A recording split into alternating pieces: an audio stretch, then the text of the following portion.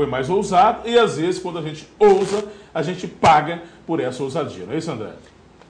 Totalmente certo, Léo Baião. Primeiro que Corinthians, com esse esquema do Tite aí, que eu não, até então não conhecia no futebol, que chamava, que ele falou várias vezes na imprensa, 4-1, né, um esquema novo que ele lançou e nunca tinha visto no futebol, que é um bom técnico, né, estudioso, mas deu sorte em alguns jogos e confundiram a sorte com um timaço, né? Eu não estou aqui para comentar sobre a questão da eliminação do Corinthians, mas e sim de falta de responsabilidade de alguns atletas que entraram de forma desrespeitosa, no caso desse lateral direito, que não é a primeira vez que ele faz isso com o Corinthians, se eu não me lembro, contra o Onço Caldas, lateral esquerdo, que foi expulso ontem, quando o Onço Caldas... Fábio Santos. Entrada violentíssima. Quando o Onço Caldas, naquela partida classificatória para a Libertadores também, ele foi expulso dentro do estado em São Paulo, então não é um caso remanescente.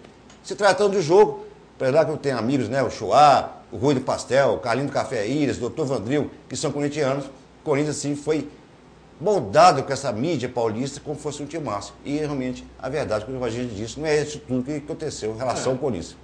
E é o seguinte, a gente está colocando aqui no ar, né, a gente não quer pegar no pé do Corinthians. De forma nenhuma. nenhuma. A gente quer retratar uma realidade que não existia e que foi repercutida, os exageros cometidos aí, sobretudo pela imprensa de São Paulo, também não é novidade para ninguém, né?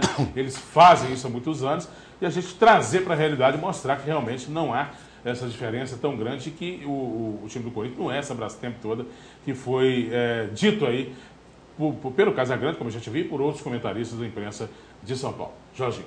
É verdade, né, Léo? Aqui a grande parte da mídia brasileira seguiu essa linha de comentários do Casagrande. O Casagrande é um grande comentarista, foi um grande jogador, isso não resta a menor dúvida, e continua sendo um grande comentarista.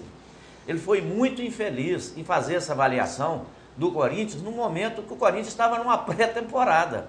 Essa avaliação a gente faz quando um time conquista grandes títulos, quando conquista a maioria dos títulos do seu país e até títulos internacionais. Aí cabe uma avaliação dessa natureza. Né? Agora ele pegou aí, quis comparar de Zico, Flamengo, Ribéry lá, que as coisas todas lá, totalmente Milan, São Paulo, totalmente Messi, equivocado o comentário dele.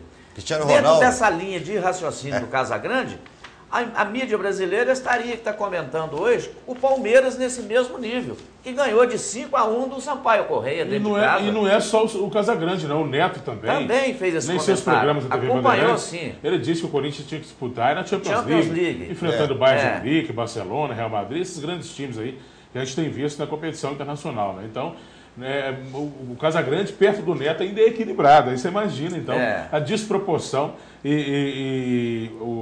a forma de ser tendenciosa que é utilizada aí por esses profissionais. A gente não pode deixar passar em branco, porque mesmo a gente sendo uma TV aqui de menor porte, né, abrangendo só a nossa cidade e a nossa região, a gente tem que pôr o dedo na ferida para mostrar, porque se eles não fazem, né, a gente tem espaço aqui, tem que fazer. O Neto até fala mais, né, Léo? É no sentido de provocar realmente situações adversas e provocar com isso a audiência, né?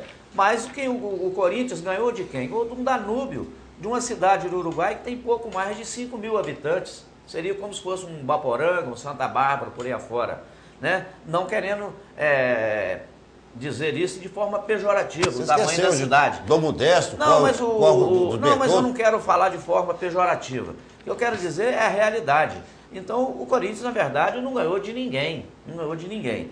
Quando esbarrou num time que também, para minha felicidade, no programa de ontem, que está gravado aí, eu já dizia, tanto no primeiro jogo quanto no segundo, que o Corinthians ia enfrentar um adversário altamente qualificado, que tinha um bom toque de bola, que sabia jogar com as bolas do pé, que tinha uma proposta de jogo, que é o caso do Guarani do Paraguai, que está surpreendendo todos até agora.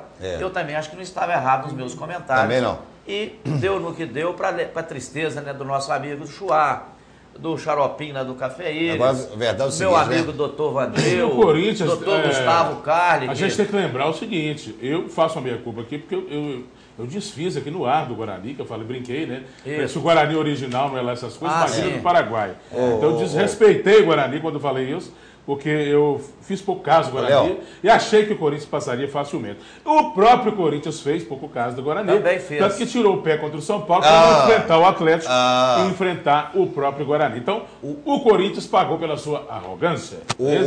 Exatamente. E, inclusive, o diretor do Corinthians deu uma entrevista na Fox falando que o fato de ele ter tirado o pé contra o São Paulo para a escolha do adversário, que é o Guarani de São Paulo, está aí pagando o preço. Para ser campeão, não escolhe adversário, enfrenta todos e passa por cima. Muito bem. Bom, vamos trazer uns gols aqui da Copa do Brasil, com tantos jogos de Libertadores, André. O Brasil tem acredito A gente também. nem lembrou que teve Copa do Brasil ontem, mas nós tivemos a vitória do Santos Eu acredito. sobre o Maringá. O Santos venceu por 1-0 na Vila Belmiro, né? E o Peixe, então, avançou a próxima fase da competição. A gente vai ver o gol do Santos e temos também o empate do Vasco jogando fora de casa. O Vasco jogou contra o Cuiabá, né, na Arena Pantanal, e a partida terminou empatada por 1-1. Primeiramente aí o jogo do Santos, né, a gente vendo o lance com o gol da vitória do Peixe nessa partida. O gol do bom e velho Ricardo Oliveira, né, que é realmente um bom jogador, né? Ricardo Oliveira tem marcado seus gols, bem. tem se destacado, Tá renovou muito o bem. contrato. E para os consumos internos nossos aqui, né? Ele é um jogador que passa com sobras aí, sendo utilizado aqui pelos nossos clubes, tanto que está sendo utilizado pelo Santos, renovou seu contrato, como eu falei, irá permanecer na equipe para a próxima temporada. Não só o gol, como alguns lances para você na tela desta vitória do Santos sobre o Maringá. Com tanta Libertadores ontem, André e Jorginho, começar com você, André? Sim. Deu para parar, para dar algum tipo de atenção para a Copa do Brasil? Não teve jeito. Complicado, né? Complicado, não teve jeito. O outro foi tudo no Voltado mesmo pra horário, Libertadores. mesmo momento. Eu estava totalmente concentrado no jogo do Cruzeiro e automaticamente eu tenho que ver simultaneamente o jogo do Corinthians e do Atlético. Então, não teve jeito como assistir a Copa do Brasil. No balanceio da rodada eu fiquei sabendo o resultado. E é um resultado, para mim, na opinião, extremamente normal, que o Santos fez o papel dele dentro de casa. Jorginho, diga lá. Olha, eu estou sabendo da Copa do Brasil agora, que eu estou vendo essas imagens aí. Mas realmente é o que o André mentira, falou, você né? acompanha, pô. Ontem não foi possível saber nada de Copa do Brasil, mas eu acompanho o raciocínio do André. O Santos cumpriu com o dever dele dentro de casa, né, de fazer o resultado. E agora vai, né, para nós atleticanos, né, corintianos e são paulinos, a Copa do Brasil, né, vai começar também para nós o brasileiro. Mais lances para você, então, deste jogo que representou a classificação do Santos para a próxima fase da Copa do Brasil. E já, como eu falei, nós vamos assistir alguns lances do empate do Cuiabá com o Vasco, né? O lance aí do gol. O Ricardo não ia perder um gol desse, né? Um jogador com a qualidade dele. Na cara do gol, André, aí é caixa, né? Como diria o outro. Para quem começou ganhando aí, né, 60 mil reais, hoje ganha na faixa aí de quase 200 mil por mês, e até final do brasileiro vai pedir mais uns 150 mil de aumento aí, está justificando o salário dele. É isso aí. Eu sempre acreditei que é um bom jogador, sim. Dominou bonito, encheu o pé. Realmente ele mandando está para muito rede. bem. Agora, Tá... os lances do empate do Vasco da Gama contra o Cuiabá. Como eu já falei, jogo realizado na Arena Pantanal. E essa aí foi a partida de ida, viu? Belíssimo estádio, né? Lembra muito o Maracanã, né? E esse, então, foi o estádio utilizado para o Vasco enfrentar o Cuiabá. Jogo terminou empatado por 1-1 e agora tem a volta em São Januário. Agora, né, a cobra vai fumar em São Januário, vai dar Vasco também, né? O time do Vasco está crescendo a cada jogo, tem melhorado, né? Eu acredito que o Vasco vai ser o favorito para esse jogo de volta no São Januário. Muito bem. Bom, vamos, André, o que você me diz aí do Vasco? Olha, eu penso um pouquinho diferente do Jorginho. Favorito é assim, mas em 2 partidas para cá, após a conquista do Campeonato Carioca, o Vasco parece que deu uma relaxadinha. Na estreia dele na Série A, ele deu uma tropeçada e agora, diante da Copa do Brasil, o Cuiabá não tem inspeção nenhuma, né? Talvez lá na Arena Pantanal lá ele deu uma afogada lá na própria brejo. Mas esse favoritismo que eu me referi aí é contra o time de Cuiabá, na Copa do Brasil. Sim, né? mas é que ele está dando uma caída depois da conquista do Carioca, sim. Não caiu.